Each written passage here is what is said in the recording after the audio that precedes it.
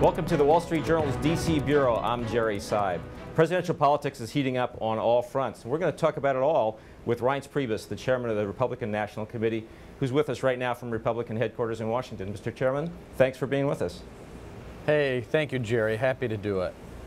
Listen, there's lots of action on lots of fronts, as I suggested, but let's start with the one that's going to be big in the next few days, which is health care. Supreme Court's going to make a decision sometime in the next week or so about the legality of the Obama health care overhaul. If the court overturns that law, are Republicans going to be ready to go with a cohesive plan on what they would do to replace what they call Obamacare? Well, I mean, certainly we're going to be prepared, and I don't want to get into what those plans might be, but, you know, we've always been ready to lead on this issue, and I think clearing the deck of Obamacare would be a great first start. If the Supreme Court decides not to do anything about it, obviously we're going to be prepared to continue talking about the problems with Obamacare and what we would do differently in regard to health care moving forward. Number one, we want to repeal Obamacare, but number two, we want to replace Obamacare with some common sense, market-driven solutions that I think are better for the American people. So no matter what the Supreme Court brings down, Jerry, I can assure you that we'll be ready and continue to talk about what would we do differently than what this president has brought upon the American people, which, by the way, Jerry, the president doesn't want to talk about. So we would love nothing more than this president to get on the campaign trail and talk about how great Obamacare is, because we think that if this election comes down to a referendum on European-style medicine, I think we win easily. But, you know, there is a potential silver lining in this for the Democrats, it seems to me, which is that if the Supreme Court says thumbs down in some fashion, that's got the potential to really anger and mobilize the Democratic base, and this may be a base mobilization election. Is that a problem for you guys? You know, I've heard that before from some other folks, and I just don't get that. I don't think that at all. I think that if the Supreme Court strikes down Obamacare, number one, you're telling the law professor that one of the two accomplishments that he's had, the other being the $1 trillion stimulus, which we don't like either, but that though his big accomplishment in Obamacare, it doesn't even pass the muster of the most basic constitutional principles. I think it's a huge blow. And then if the Democrats do as you perhaps suggest and rally behind Obamacare as part of their campaign, that just brings the issue front and center, I think, on the campaign trail. And I don't see the polling or the focus groups or just word of mouth on the street that being a very good strategy for the Democrats to make this election a referendum on bringing back Obamacare. That's a total winner for us. Yeah. Let's shift to what people have called the mother's milk of politics, which is money. You know, you inherited a Republican National Committee that was in a pretty deep financial hole. A lot of us thought that was going to be a problem for the party throughout this cycle. How close are you to climbing out of that hole?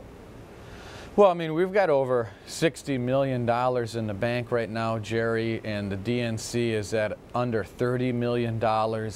We're doing very well. You know, we did it by just working hard and making phone calls and meeting donors and talking to people. But I think our message is that, number one, Obama's not working for America, that we've got a person of his word that has made a lifetime of making promises and keeping promises on the ballot that can fix the economy. The economy is the driving message, and I think voters and people who have the propensity to give both at $20 or $20,000, they're giving to the Republican Party and all of our affiliates at a much greater rate than the Democrats right now, and I think it bodes well for us.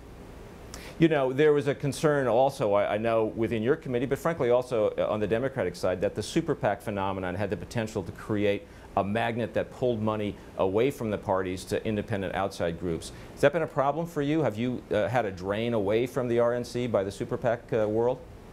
Well, you know, this used to be a concern, I think, at the RNC, but that was when the RNC wasn't raising money. I think you're right. We inherited a little bit of a disaster when we came in here a year and a half ago. But it's not the case now. I mean, we had a record major donor take in 2011. We're ahead of that pace clearly in 2012. We're on pace of the biggest presidential year that we've had. I don't see it because hard committee money, and I don't want to bore the listeners with the explanation of the difference between soft money and hard money, but let me just put it this way. RNC, DNC, Mitt Romney, Barack Obama, that money in those 4 pots take precedence over all other money in politics when it comes to buying power and what you can do with it. Donors get that. So generally, if you have a committee like the RNC that's hitting on all cylinders and people are proud of the work that we're doing, they know that their money is good here, and they know that they have to stop here first before they go to super PACs and independent groups. And donors are sophisticated, so we're seeing, you know, we're not seeing any drop-off. In fact, I hope the super PACs on our side do very well.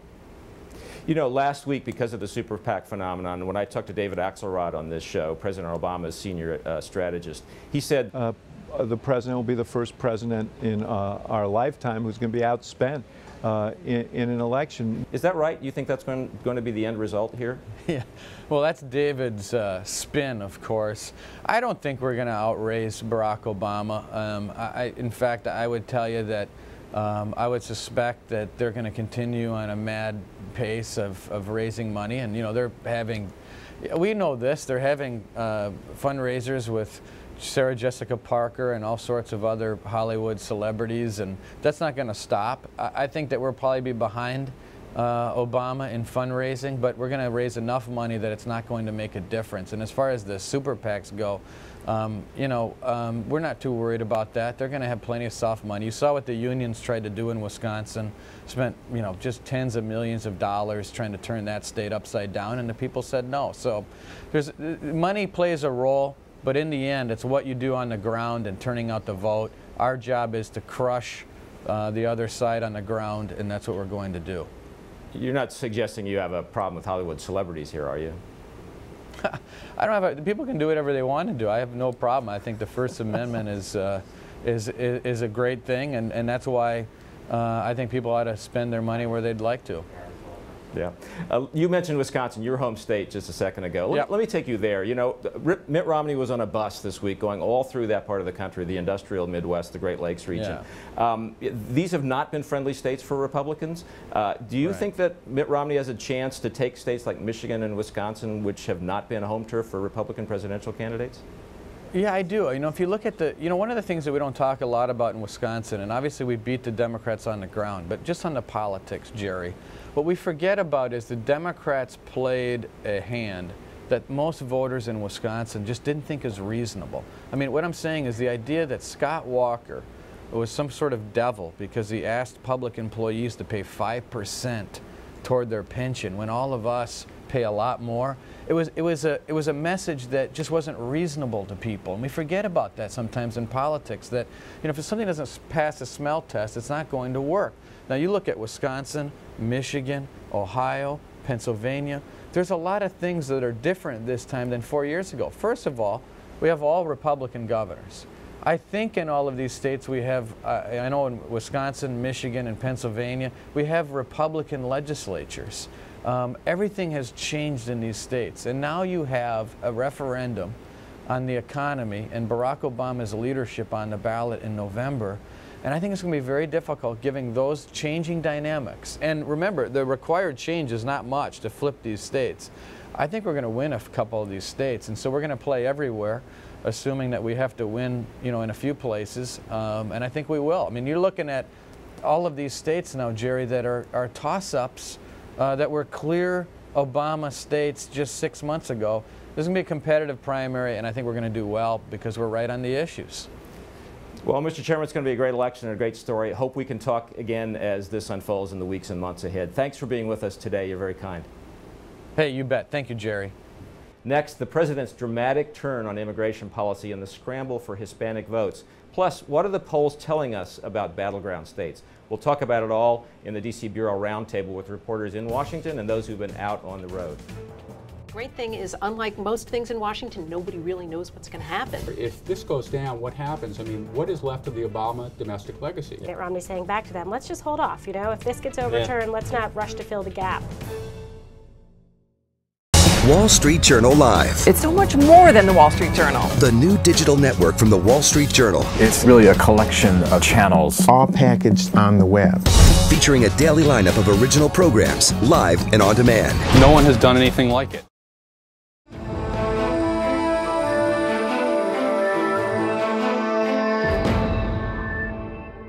So this was the week we discovered something we probably already knew, which is the Hispanic vote is really important, right? So Obama's got to have, what, 60% of the Hispanic vote, maybe 65% to win? What did he do this week to do it? He has a new immigration policy, and I don't know how it went over. So what do you think? Well, the one thing that he accomplished, Obama really put the Republicans in a tough spot on this issue by stepping out and doing something for a lot of young illegal immigrants. He kind of went straight for the most sympathetic population, and Republicans had a really hard time saying, oh wow, that's a terrible policy. So he says, if you're a Hispanic, you're a young Hispanic, you're going to school here, your parents are illegal, you're not legal, we're not going to deport you. And that's kind of what Marco Rubio wanted to say, right? But if you look at, I mean, I think you can really see the sort of conundrum Republicans are in if you just look at like what Mitt Romney did this week. I mean, a report came out saying Marco Rubio was not being vetted as vice president, and Mitt Romney, who never talks about the vice presidential process, came out and said, no, no, no, we are vetting Rubio, and by the way, we're also giving a speech to Latinos this week, and you know. Well, I watched that and I wondered if couldn't this be seen as sort of a blatant political pander? You know, I mean, if people are at home watching this and they're thinking, well, why is Barack Obama doing this now, a few months before the election? I mean, if he has this authority, this executive power, why didn't he do it before? And so you kind of wonder if there might not be a backlash for him. Why, one of the Republicans I talked to in reaction to Obama really put it quite bluntly along those lines. He says, this isn't just a pander, it's part of serial pandering. You know, he kind of comes out for gay marriage, pandering to the gays. He comes out and talks about contraception, pandering to women, and now it's the latest in a series of honestly, them. should anybody be shocked that there's gambling going on in the casino? Yeah, right. I mean, really. But besides, you know, there's a strategy here, which is to make sure that there are some distractions from a bad economy, I assume, right? So, you know, Republicans are complaining about how the Democrats are just dangling bright, shiny objects out there to distract attention. Right, but it's working. Yeah, I mean, this is what the Romney campaign says. You know, look, he's going to try to do all kinds of things between now and the election. We don't know what they're going to be. He did gay marriage. He did the immigration thing. Who knows what he's going to come up with next? But ultimately, I mean, it's going to be about the economy, and there's nothing he has to say, they say about that. I just wonder about this immigration thing, though, because, you know, I mean, Barack Obama as a candidate in 2008, he'd promised that he was going to deal with comprehensive immigration reform in the first year of his term, and that didn't happen. Yeah. So, I mean, isn't there some sort of risk of that the Latino vote will be reminded of the fact that, you know, he didn't fulfill that promise? Right. Do you look at it and say, you know, thanks a lot, why didn't you do this a couple of years ago? Well, so, but you've been out with Mitt Romney a lot around the country. He's going to remind Hispanics of that a lot, I assume, right? Yeah, absolutely. He does. You know, so far they have been a little bit averse to coming out on the stump and basically saying this was a political ploy, but they do come out and say, look, Barack Obama's economy didn't help Hispanic people, for example. You know, you guys still have an abnormally high unemployment rate, and I would not be surprised if you see him come out on the stump soon and start talking about how Obama's playing politics and he's just throwing anything at the wall and hoping it'll stick. Yeah, yeah. It is a little rich, though, for Republicans to complain that Obama didn't get anything through Congress on the immigration issue. There was a vote in December 2010 when Democrats still controlled Congress on the DREAM Act, and it was rejected, and there were only 3 Republicans voting for it. Okay, so, but bottom line here, do you think that Obama outmaneuvered, for now, Republicans on the Hispanic question? I think he did. The Latino vote is just crucial in this election, and Obama won two-thirds of it in 2008. He's likely to do as well in this election, and I think that this just reminds Latino voters that Romney had promised, Romney has vowed on the trail to veto the DREAM Act. So I just think that this was a winner politically, ultimately. Yeah. Well, but you were out, you saw the opposite side of this because you were out on the Romney bus tour this week. So that was to the heartland, it was to the industrial Midwest. It wasn't advertised as an attempt to get the white working class vote, but it was kind of hard to see Mitt Romney at rest stops along interstates in Ohio and not conclude this was about the white working class vote. Right, absolutely. I mean, we usually see Romney in a lot of factories, and this time we kind of broadened beyond that. You know, for example, we went to a Wawa, which if you live, in the Pennsylvania area, a couple other states, this is like a daily staple for you. You stop at Wawa, you get your coffee, you get a sandwich. So we stopped by, and he ordered a meatball hoagie from this computerized kiosk thing. You type all the stuff in, and he was pretty much tickled pink by it. But then he goes on and he kind of uses it as an example of, why the private sector is so much more efficient than the federal government because they have competition. Did he actually eat the hoagie? We have no way to confirm whether he ate the hoagie. I think there was actually lunch on the bus already, so I'm not sure. But he made a good point. He said, you want a sandwich at a hoagie, it's the private sector, they give you one very efficiently. It would have been smarter if he'd gone to a post office or Department of Motor Vehicles and said, here's the contrast, here's the government office that doesn't work as well as your local Wawa. Can I just say, Obama goes to these events, we've seen him, he goes on these bus tours, stores. He gets off at these like little coffee shops and diners. He orders this like really fattening, rich food, high-calorie food. I mean, French fries and hoagies and cheeseburgers, and we never really see him eat it. He always takes it back on the bus. It's because Michelle would yell at him if she's been so. Well, I mean, one time I saw him, he was at a candy store actually, and he was scooping up all his candy, and I actually shouted a question at him, and I said, the First Lady might have some words with you on this, you know, nothing you'll find in the organic garden at the White House. Yeah. And he was, you know, I can vouch for the fact that the campaign trail is not a very healthy lifestyle, so sometimes you eat a lot of bad food because it's just the food that's put in front of you, and sometimes, I guess, if you're on a political campaign, you have to pretend to eat the bad food and then eat whatever you hope is slightly healthier on the bus. But Sarah, let me ask you, at the Wawa, wasn't he a little too awestruck with the technology? Like most people have seen these kinds of checkouts before? Yeah, you know, I think that he got some criticism for, you know, talking about how awesome it is and kind of recounting it on the stump. You know, I think if there was anything that was his saving grace, it would have been trying to use it to make a broader point about the federal government, but he definitely faced some criticism. But you know, I think that the key here was that Mitt Romney needed to get out of private fundraisers and back on the road and talking to voters. There were a lot of Republicans who said, okay, you got the nomination, it's time to go out and mix it up a little bit, and he did that in the bus this week, right? Yeah, I mean, I think for the most part, if you're a Republican and you're eyeing Mitt Romney and saying, okay, you know, what comes next? We kind of want you to campaign more, but, you know, we also kind of know that when you go out on the stump, you have a tendency to put your foot in your mouth. You look at this, you know, 5-day bus tour, and it's mostly a win for him. So I mean, he got a lot of good local bottom line, headlines. it was a success, the bus Bottom tour? line, I mean, I think for the Romney campaign, it was a success. Yeah.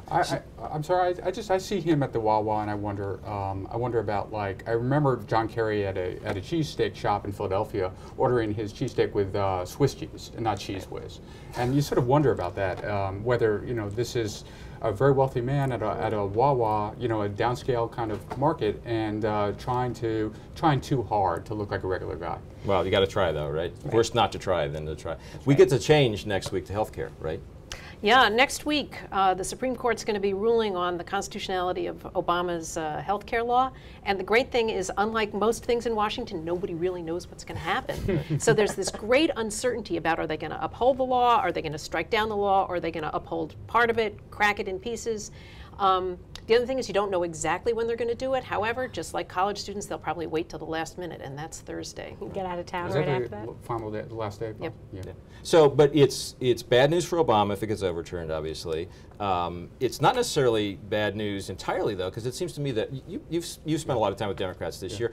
The law goes down. The core gets really angry. Anger is a pretty good motivator, so they're motivated to go work for Barack Obama so we can try again, and also to make sure that the next few Supreme Court justices are picked by a Democrat, not by a Republican. You know, I wonder about that, Jerry. You know, you talk to the Obama campaign, and they say there's a scenario where if this goes down, it's not necessarily hurtful to Barack Obama, and for the argument, for the reason that you laid out, that essentially they can make the case that this is why we need a Democratic president. We need, you know, we don't want too conservative a Supreme Court. But you realize, though, you wonder if this goes down, what happens? I mean, what is left of the Obama domestic legacy? Yeah. And, you know, there's a huge hole in the record. Right. I think even if, you know, so, okay, say it gets overturned in part or in full, and then it kind of rallies the troops. I mean, the Romney campaign in some ways looks at this, and they kind of think, you know, it's easier to rally people to fight for something if it's overturned. That could rally the troops. But on the other hand, you know, this is overturning the president's signature accomplishment. Exactly. Even if you win re-election, I mean, that's still But see, the problem for Republicans is going to be that they won. They have this line, repeal and replace Obamacare. Well, they won on the repeal thing, but then the replace question all of a sudden becomes front and center, and are they going to try to answer it or not? And it's really clear to me that nobody really knows what the replace strategy is. There are a couple parts of the law that they think are very popular, might be reinstated, like the thing that allows kids under 26 to stay on their parents' policy, prohibiting insurance companies from cutting off for pre-existing conditions. But how do you do that? I mean, first of all, this is a Congress that hasn't been able to pass, you know, much less complicated things in an election year. And they're just hoping that there isn't any kind of immediate impact that drives people, you know, to say, wow, what have they done now? And I think Janet's totally correct. I mean, the guidance that we've been getting is, you know, Republicans on the Hill are kind of saying to Mitt Romney, and Mitt Romney's saying back to them, let's just hold off. You know, if this gets overturned, let's not rush to fill the gap without knowing, you know, what we want to fill it with. But rhetorically, it seems to me that this tees up beautifully for the Romney campaign the notion that Barack Obama wasted his time for a year and a half, expended all this political capital on a bill that ultimately was proved unconstitutional. And they're already making that argument. I mean, they're saying the reason that the economy is doing so poorly, or one of the reasons, is that the president took his eye off the ball and he was too busy making history with a health care bill than, you know, focusing on the unemployment rate. But ironically, then the Republicans are going to spend the next month or so talking about health care when really what they want to talk about is the economy. So it's dark clouds for Obama, but a few silver linings. That's the bottom line. So if it goes down. So let's talk a little bit about battleground states, some of them that you visited this week on the bus. I'm kind of perplexed here because the national polls show this closing down to essentially a tie race, okay, and which means Romney's caught up with Obama. But you go down the list of swing states, you know, Ohio, Florida, Virginia, Colorado, Nevada, Wisconsin, maybe not Michigan, interestingly. President Obama looks better in the states that count than he does nationally. Where does that leave him? Well, I think that each one of these battleground states is a little bit different. But I personally think Ohio has a especially poignant significance for Obama. Well, first of all, for the Republicans, no Republican has ever become president without winning Ohio. Must win for the Republicans. Right. But for Ohio is a real test of how people view the economy, and because Ohio, the economy's been kind of weak and struggling. But actually their unemployment rate is below the national average. Do they blame Obama for it not being better? Do they appreciate that it's better than it was? I mean, it's kind of like a Rorschach test for Obama's economic policies. I have to say Michigan's an interesting story. I was very surprised to see that Obama is struggling in Michigan, because if there's one thing that the Obama campaign feels it's done well, it's that they've made the case that the GM auto bailout worked.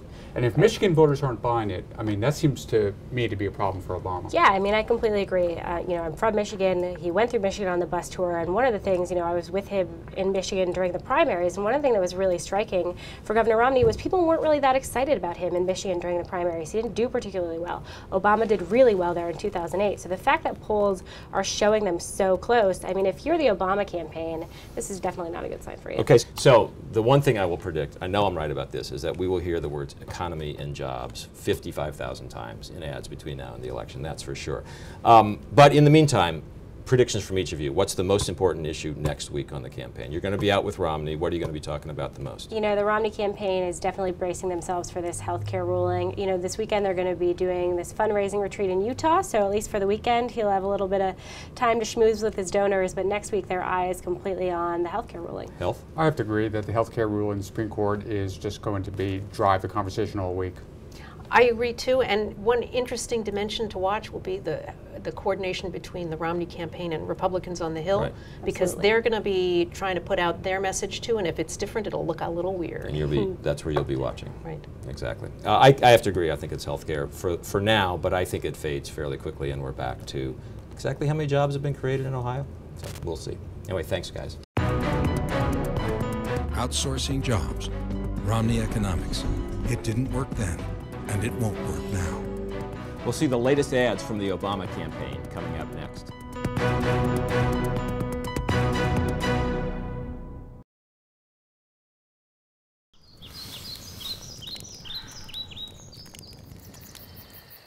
Honey, everybody can find something in nature.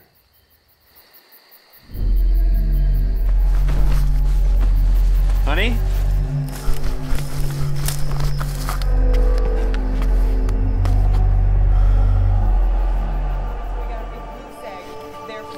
Found it. The unemployment rate holds steady at 9.1%. Welcome to the News Hub. I'm Kelly Evans. Governor Mitt Romney did cut taxes on millionaires like himself. As a corporate raider, he shipped jobs to China and Mexico. Okay, so you can talk about immigration, you can talk about healthcare, but it's really still the economy, stupid, as we see in the ad wars day after day already in this campaign. Let's take a quick look at one the Obama campaign put out this week. I'm going to reduce taxes. I'm going to roll back. As Governor Mitt Romney did cut taxes on millionaires like himself, but he raised taxes and fees on everyone else. $1.5 billion, over 1,000 fee hikes on health care, on school bus rides, on milk, on driver's licenses, on nursing homes, on lead poisoning prevention, on meat and poultry inspection, on fishermen and gun owners, on nurses, on electricians, on hospitals, on funeral homes, on mental health services, on hospice care. Romney economics didn't work then. and won't work now. Clearly, the effort here is to make sure this is not just a referendum on Barack Obama's economic record. It's got to be also a choice between a Romney economic record in Massachusetts and one in Washington. Right, and I think the interesting thing about this ad is it goes right to pointing out, Mitt Romney cut taxes for millionaires and he raised taxes on everyone else. The funny thing is... Fees, not taxes. Fees. I mean, yeah, the Romney campaign calls them fees. Let's just call it revenue. Yeah. At any rate, revenue was increased, and that was a big part of how, he did this whole Massachusetts miracle of closing the budget gap that they faced. It's sort of interesting, though. The Obama brand was always about hope and change in 2008. It was a positive message. It really is interesting to see the preponderance of ads that just go right at Romney in this negative way. And you wonder if there's, if voters in the end, if they may damage the Obama brand. See, but there's a question here, which is whether it's the Massachusetts record or the business record. And this other ad that we'll see that also put out by the Obama campaign this week went to the corporate record. Let's have a quick look. Running for governor, Mitt Romney campaigned as a job creator.